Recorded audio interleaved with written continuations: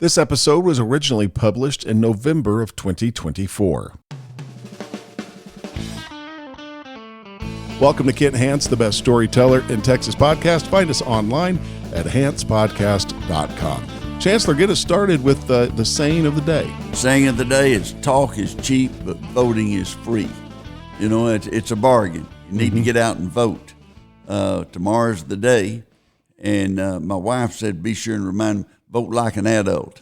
You know, this is not a popularity contest for class favorite. This is what issues are going to have an impact on me and my family in America for the next 5 years and the next 20 years.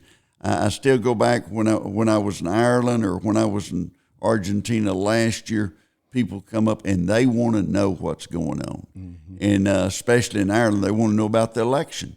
It's a big deal. What happens in the United States has an impact on everyone in the world.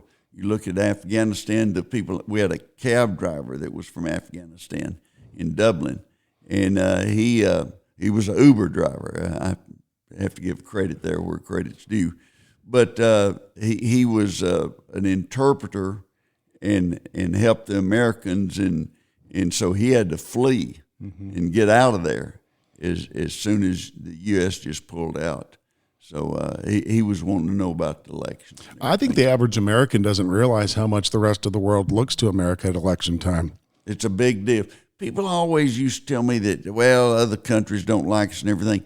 When you show up, when I was a member of Congress, when you show up in another country, it's a big deal. You know, I mean, they roll out the red carpet.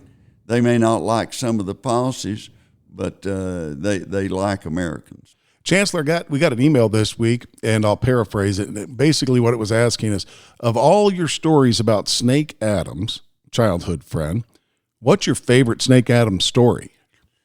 Well, there's a bunch of them. They're almost worth a book by themselves. Let me think, there's a couple of them.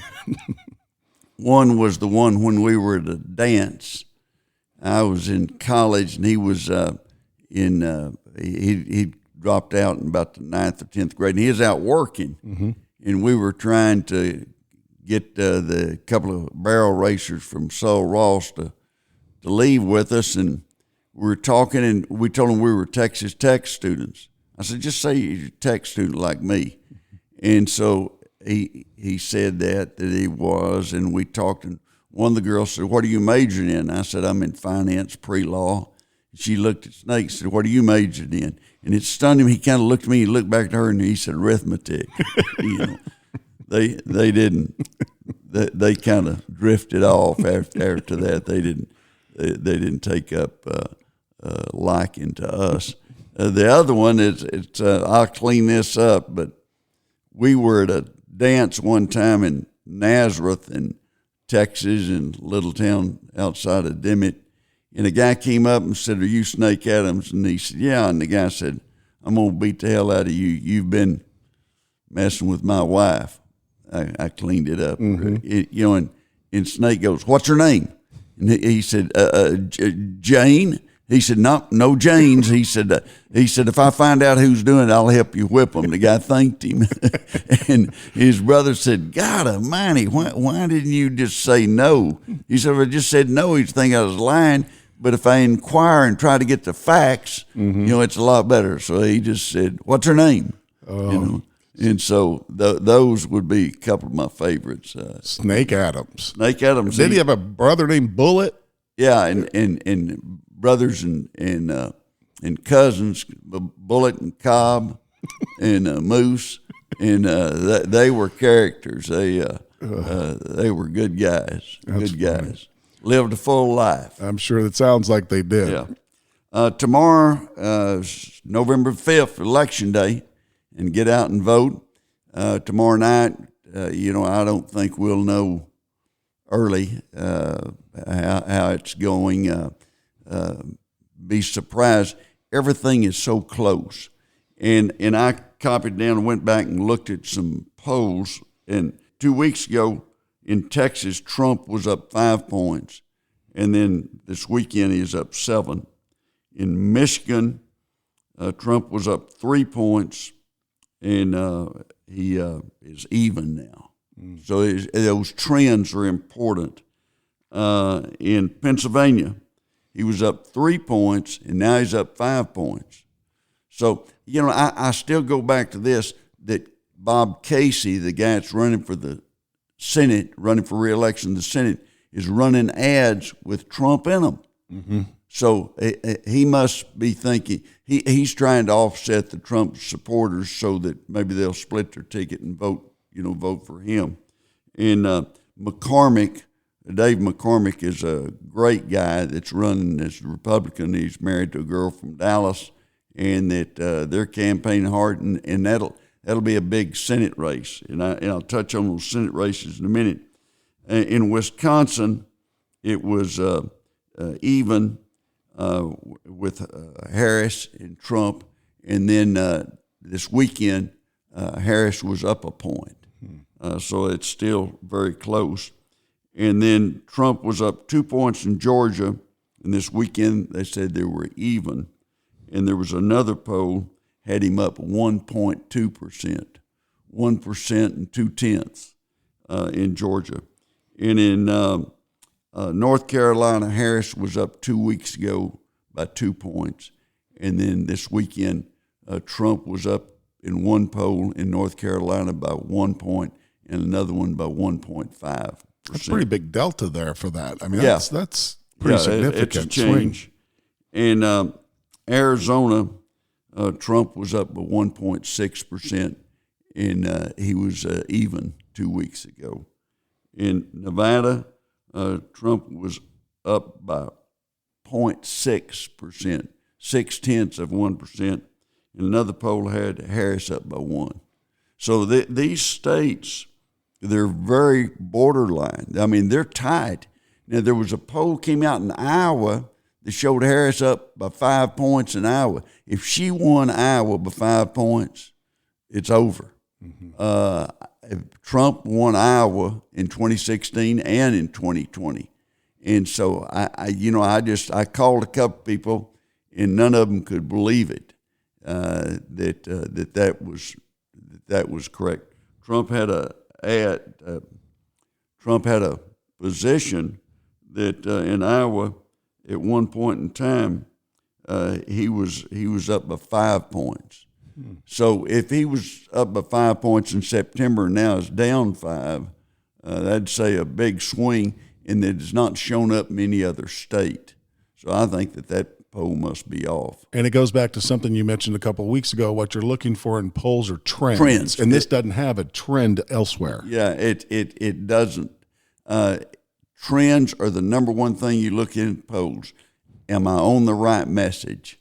Or am I still at 4 points difference or 5 points? You get in a poll and you get the results back, and you're 5 points better off than you were 2 weeks earlier. Mm-hmm. Well, your message is getting through.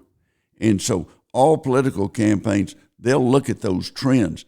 But there hadn't been any trends, widespread trends other than that one poll in Iowa in the battleground states. I mean, it's all those polls are running 49, 48, 47, 48, things like that it's just a racehorse finish. And it shows how tight it's going to be in those states. Nationwide, on the popular vote, Harris is ahead, but that doesn't matter because of the Electoral College. And I think that if you look at the big issue for Republicans other than the presidency is the Senate. Mm-hmm. And can they take the Senate? And they were down a couple of votes, and you look at Joe Manchin did not run for re-election, and he'll be replaced by a Republican from West Virginia. And then you look at the other states, where do you have the best chance? In Montana, Sheehy looks like he's going to be able to beat Tester. Tester's been there 3 terms, and it'll be hard to beat. But Montana, Trump's winning in Montana by 18 points. Mm-hmm. Well, he'll have some coattails, and he'll have an effect, and Sheehy's run a pretty good campaign. The other swing state to look at in the Senate race is Ohio. And Bernie Moreno, who I know and I really like him, nice guy, he's running against Brown. And Brown is very liberal. He's been there a long time. He's been in office since, almost back to the time of Nixon. He's certainly had a lot of experience in government, one form or the other. And he did not go to the Democrat convention. He stayed in Ohio and campaigned. He's a good campaigner, but Moreno does well, and that'll be a race. If you watch Ohio, if the Republicans win that race, then they'll have control of the Senate. If they lose that, then it's going to be touch and go, and could be a tie and wind up whoever's vice president be breaking the tie every time there was a vote. The other in Wisconsin, Baldwin is running for re-election. She has about a 3-point lead, and so that's going to be hard to overcome. Arizona, Lake, the Republicans down about 5 points, and I think she's got a long shot. In Nevada, Rosen is running ahead of Joe Brown, and he was in the and not in the vet anymore. She's running ahead of Joe Brown, who was in the Iraq War and had severe facial burns. Is a good candidate, but I think he's got an uphill battle. He needs Trump to win by 4 or 5 points, and the polls show Trump's about 1 point ahead. That's it in the Senate. In the House of Representatives, Johnson, the Speaker, who I think's done a good job.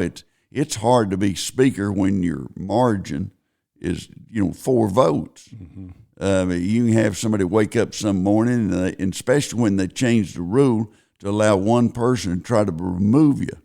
Well, you've got to try to keep 230, 215 people happy every day, or happy enough they don't try to remove you like they did Kevin McCarthy. And so Johnson's working it hard. They've worked at all these battles trying to keep the House. And the political wisdom of Washington this summer was that the Democrats were going to reclaim control of the House. But Republicans think that they're going to be able to not only keep the House but add 4 or 5 seats. To be effective as Speaker, you really need a majority of 20, 25 seats. Otherwise, you're just always on the edge, afraid somebody's going to drop off on one of your major issues. It seems like it's been a long time since one party or the other had an advantage of 20 seats. Am I wrong? Yeah, no, it has been, and it's been real close, and they've had a lot of seats or photo finishes. And there'll be some of these House seats that we won't know who the winner is for a week or two. Now, the voting, I wish I go back to watching as an observer in Argentina. In Argentina, they all voted on Sunday, and liquor stores and the bars were closed, and they voted on Sunday, and they started at 7 o'clock, and they had people there that are counters, and somebody counts, and someone else checks that count. And the voting stops at 7 o'clock that night, and they always announce the winner by 9 or 10. Wow. Everybody goes home. And their ballot was that they're perforated so you can tear off parts of them, and they'll have the picture. Like here, they would have the picture of Harris, and they'd have a picture of Trump, and you just tear out the one you wanted. It'll have their name in print at the bottom. But if you can recognize a picture, you can vote in the presidential election in Argentina. Do you remember the first election in Afghanistan, how they stuck their finger in the purple ink, and that showed that you had voted and you couldn't go back and vote again? I was like, that's really not a bad idea. Yeah, I mean, hey, when they don't have money and they got to come up with some idea, somebody's going to come up with a plan that might work. But they put their hand in that ink, and what are you going to do? Cut your finger off? If you wanted to, you'd really have to be dedicated to cheating. If you did that, you'd have to cut your finger off and And I think there'd be a little damage to that. Right. No matter what you think of the way the voting is with ballot harvesting and mail-in voting, no matter, it is what it is. It right is, now. So and look, you can't change it. Right. I thought we always had a good system. COVID changed it a bunch. People said, well, let's leave it open longer. Let's leave it open longer. You're having to buy ads, and your ads have got to start 4 or 5 weeks before the campaign vote day. Mm-hmm. And you're better off having ads that'll start 2 or 3 weeks before you start voting. So this way you're in a position for lesser candidates. You have to start voting. The voting will start, 45 days or so out, and that makes it very difficult if you've got a limited budget, and so it makes it hard for you. I don't see in Texas that I think that Cruz is going to win, and it's a close race, but he had a close race against Beto. Those two have been going at it on TV with the they ads. have. Oh. What people are seeing in Texas is what people are seeing in those swing states in the presidential elections.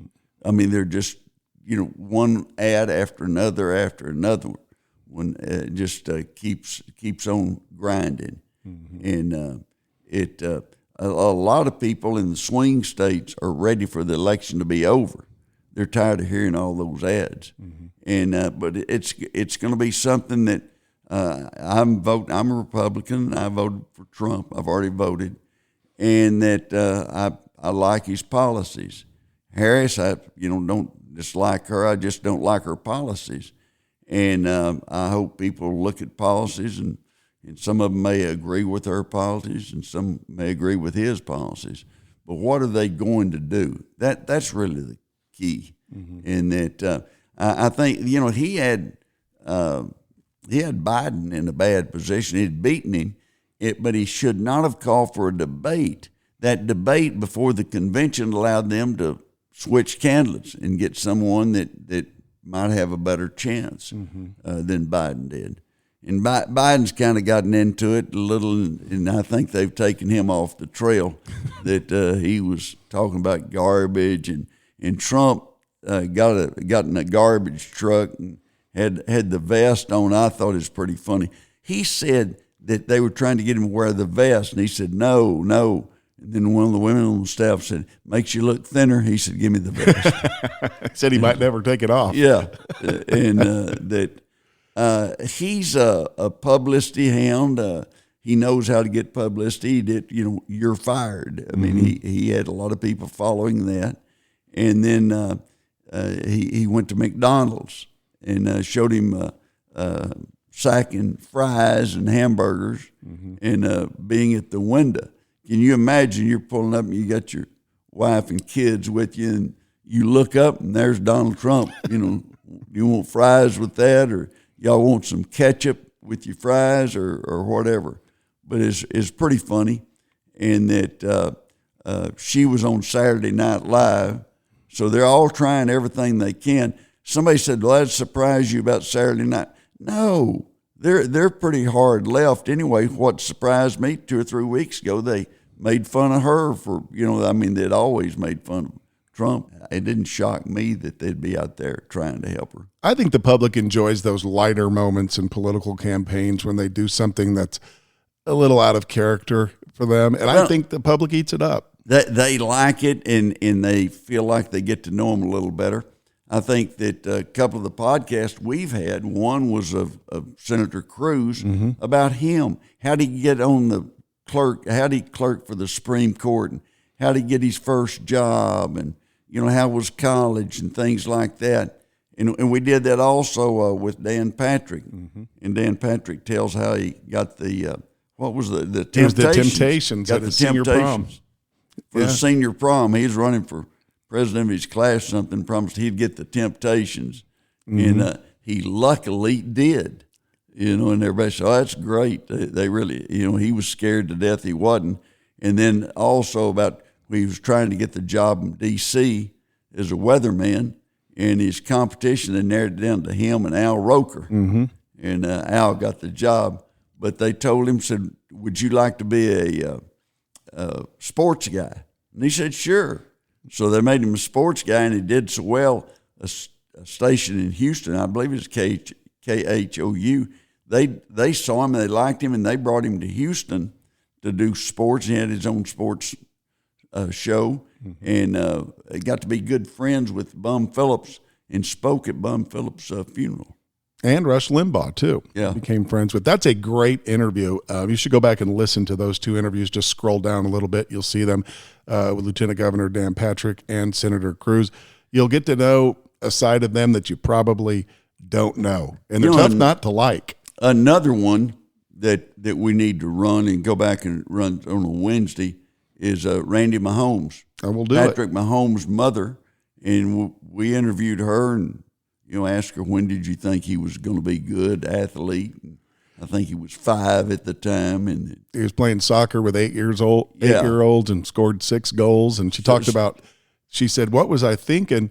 I let my 7 or 8-year-old catch batting practice for a major league pitcher." Yeah. She's like, "What was I?"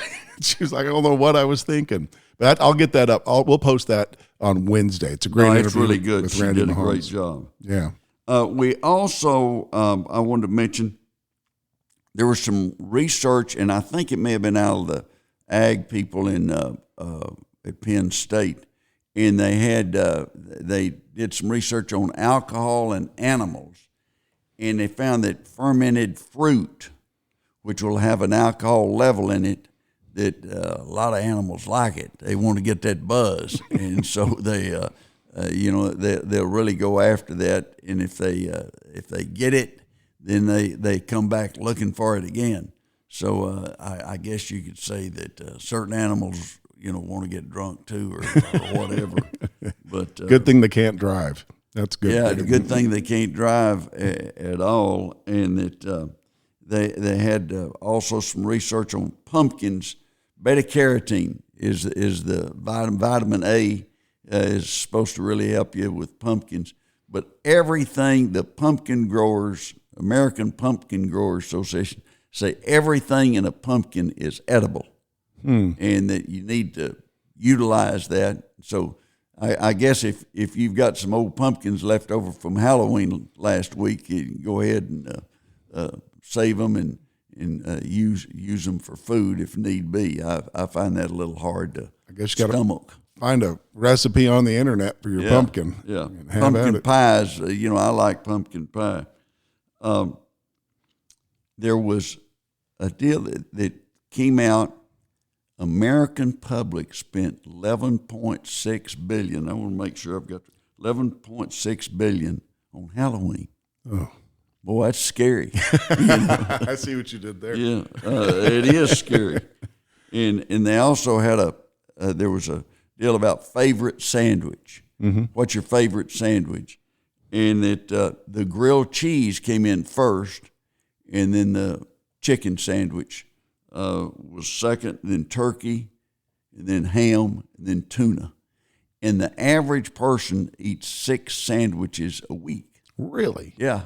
And they're easy and they're fast, and I think Americans love speed. They love to. They don't want to wait. Mm-hmm. A friend of mine, Johnny L. Cox from Midland, who is deceased, but is a good guy, he said that in World War II, people in the military stood in line so long, they were sick and tired of it, and if they could get out of being in line, they'd do so, and that's the reason fast foods just boomed. I took my wife out for an anniversary time when we were living in Lubbock, and I said, "We'll go wherever you want to go. Where do you want to go?" And she said, "Could we go someplace where we get to go in?" I'd taken her to, Sonic and places like that too many times, I guess. Yeah, we're going to go big time. We'll go in. If you've ever eaten with Chancellor Hance, you know that it's a speedy occasion. You're not messing around. Let's get this done and move on. Got work to do, right? Yeah. The saying of the day is talk is cheap, but voting is free. And vote like an adult, however you vote.